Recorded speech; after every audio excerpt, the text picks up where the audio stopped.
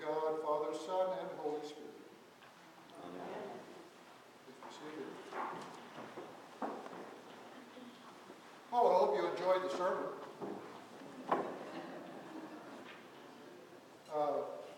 This is a particularly long gospel reading, and there are a lot of things in it, which makes it very confusing to try to figure out what I'm preaching. But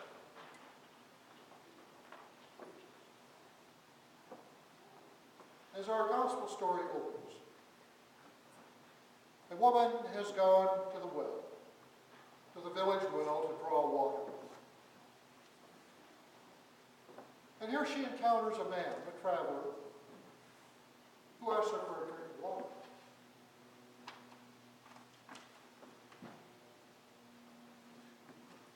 Now, there are a couple of odd things. It's the middle about the story. It's new. It's the middle of the day, not the time when women normally go to the well for water. That's usually done in the morning.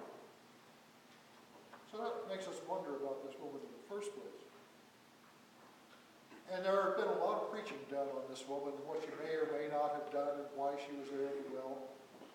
But I don't think this story is about this Samaritan woman at all. As those of you who were here last week remember from Mother Kathleen's sermon,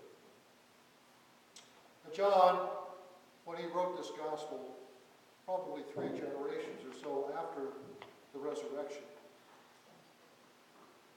was writing to an established church.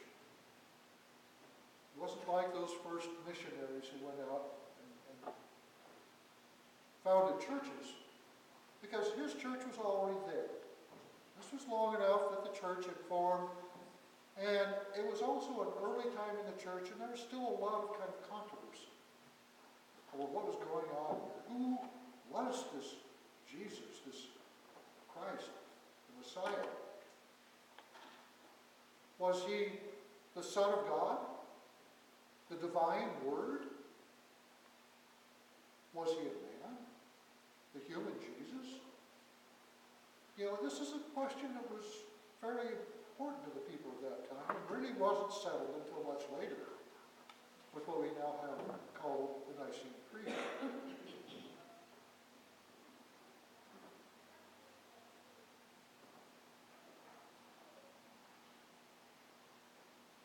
John tends to emphasize this divinity of Christ in this controversy.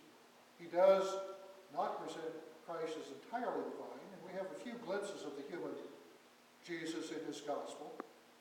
But mostly he's simply the divine Son of God and the Christ. Here is one of those few cases where we see the human Jesus. He has been traveling probably for a couple of days now with his disciples, traveling on foot, dusty, tired, in the heat of the day, and they come to a well. He sends his disciples off to the city to buy food, which in itself is a remarkable thing given that they're in Samaria.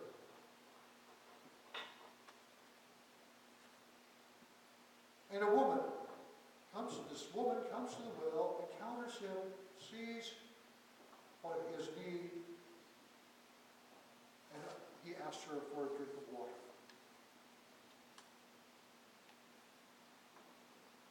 Now, this does not seem like a particularly remarkable thing to us, but there is some background here that tells us why this is such an important scene. This Jesus we encounter here is a human being. Like all human beings, he grew up in a culture that formed him. A very distinct culture. The Jews were very careful to keep themselves separate from other people and very observant in their religious practices.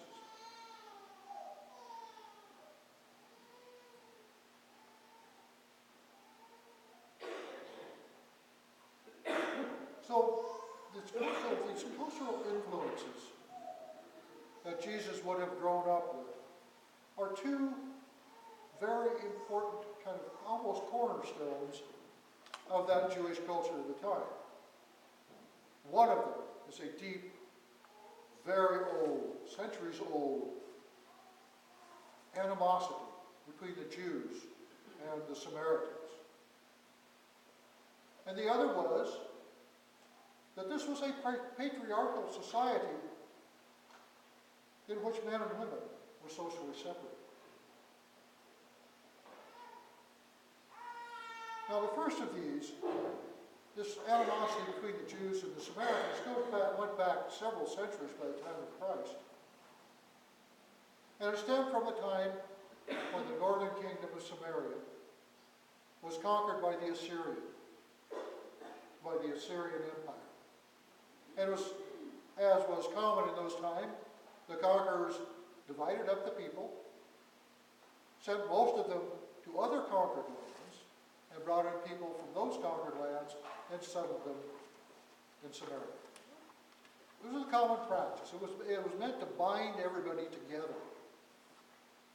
But of course, the Jews weren't going to have any of that. They're not going to be bound to anybody. This is in the southern kingdom. However, in the northern kingdom, eventually the inevitable happened. You had this relatively small remnant of Jews still living there, and this large population of Gentiles moves in. And what happens? They begin to intermarry. That's the first mistake in the sight of the Jewish kingdom to the south. They have lost their racial purity, which to the Jews was extremely important. Jews did not marry Gentiles. In fact, to this day, in an observant Orthodox Jewish family, if someone marries a Gentile, the immediate response in the community is to hold a funeral service for them, because they are now dead to their people. It's that strong a feeling among those people.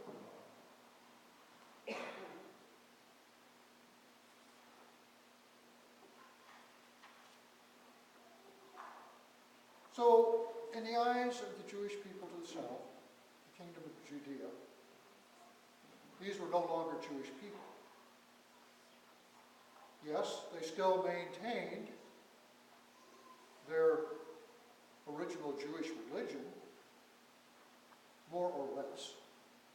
They only accepted the first 5 books of the Bible, the Pentateuch, the Torah. Did not accept any of the prophets or any of the later writings. And so the Jews saw that as an incomplete and really not valid way of worship.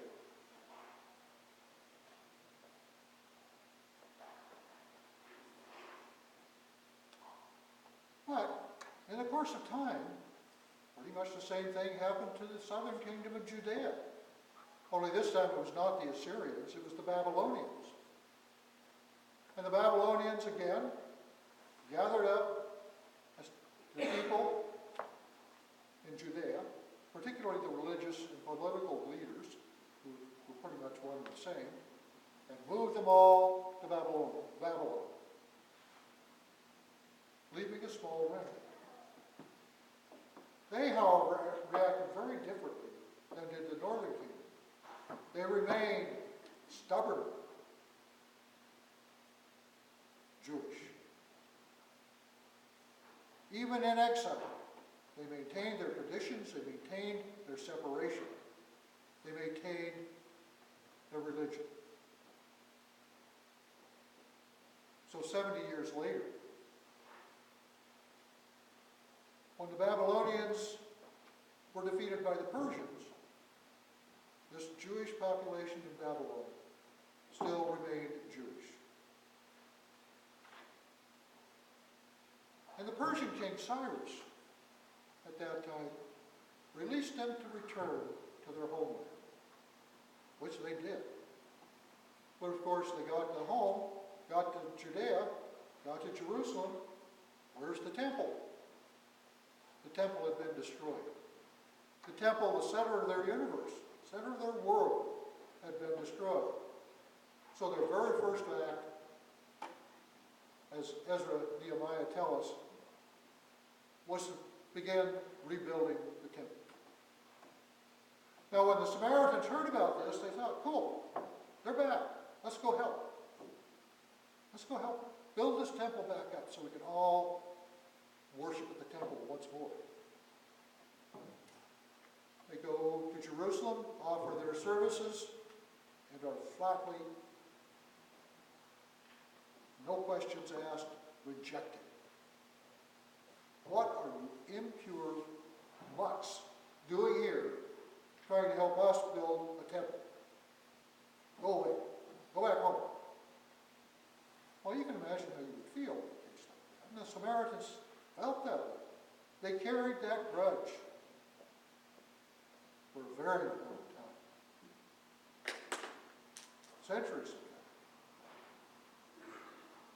So this was a very deep, very strong enmity between these two people. There's much more than what John says, that they didn't share things in common. They despised each other. Which makes this scene pretty remarkable. This story at the well. Now the other thing that I mentioned was the place of women in this society.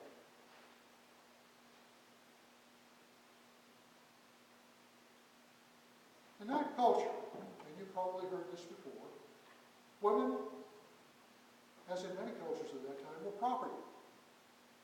They belonged to a man. Either their father, or when they married to their husband, or if their husband died, to a brother or an uncle or a father if he was still living, but they always belonged to somebody. And that somebody provided their living, provided their food, provided a place to live. But it was not theirs. It all belonged to the man. In fact, in Jewish culture at that time, the social contact between public social contact between men and women was very, very restricted. You did not speak to a woman who was not your property. A woman did not speak to a man, period, in public.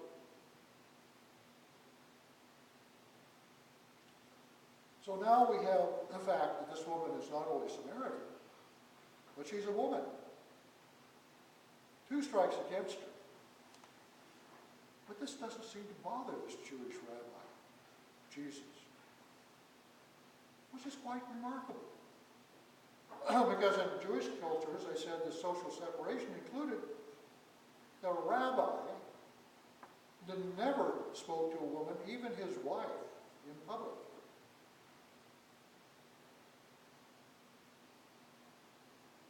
So here he was, not only in Samaria, but speaking to a woman.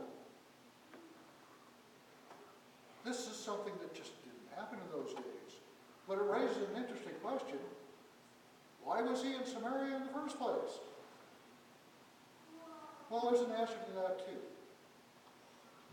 At that time, Samaria, or what we now, Palestine, was divided into three areas. It was Judea in the south, Samaria in the center, and to the north was Galilee, Jesus' home. Now, they'd been in Judea. They'd gotten involved with this controversy with Nicodemus over baptism, what it meant, who was baptizing, John or Jesus, whose baptism was correct.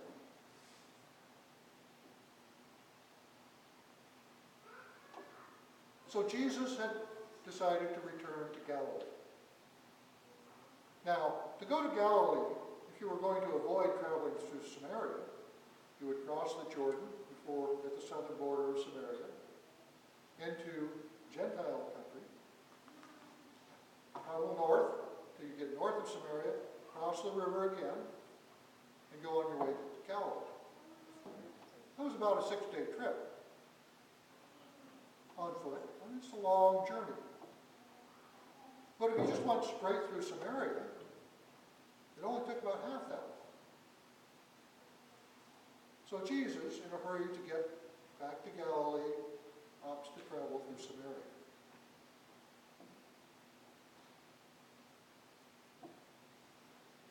So here he is.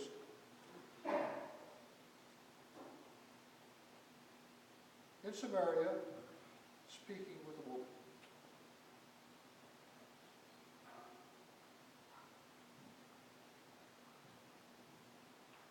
Something, both things being absolutely anathema in his cultural context. But he was doing it. Here he was, this Jewish rabbi, in the middle of Samaria, speaking with a woman in broad daylight, in public view. What does that mean? I'll tell you what it means, to me anyway. Jesus just flat didn't care. It didn't matter that she was a woman. It didn't matter that she was a Samaritan. What mattered was that she was a child of God. And he had such an impact on her, she ran back to her village and told them what had happened. And the village come out to see who this man might be. And they hear him and ask him to stay. And he spends 2 days in Samaria teaching. Many people, we're told, came to believe. Many of these Samaritans became his followers, including many women. Man, women, Samaritan, Jew, Greek, it didn't matter to Jesus. And that's what he is telling us. I think that's what John is telling us in this story. If we truly claim to be followers of Jesus, not only Jesus, the human teacher, but Jesus, who has become the risen Christ, we cannot discriminate. We cannot discriminate by race, age, gender. It doesn't matter to Jesus. It doesn't matter to God. And it shouldn't matter to us. Because no matter who we are, no matter who they are, we are all children of God. No one of us is any better than any other. That, I think, is what this story